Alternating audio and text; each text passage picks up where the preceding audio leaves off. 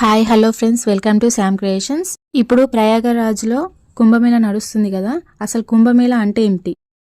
సంస్కృతంలో కుంభమేళాలో కుంభ అంటే కుండ అని, మేళా అంటే కలయిక అని అర్థం.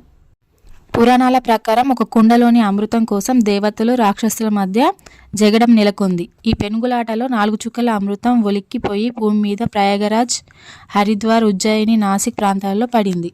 అమృతం పడడం వల్ల ఆ ప్రాంతాలు పునీతమయ్యాయి అని, కుంభమేళా సమయంలో ఇక్కడ జలంలోని స్నానం చేస్తే పాపాలు నశిస్తాయని భక్తులు విశ్వసిస్తారు.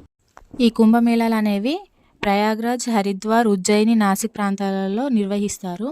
సాధారణ కుంభమేళా అనేది 4 సంవత్సరాలకు ఒకసారి, అర్ధ కుంభమేళా అనేది 6 సంవత్సరాలకు ఒకసారి, పూర్ణ కుంభమేళా అనేది 12 సంవత్సరాలకు ఒకసారి నిర్వహిస్తారు.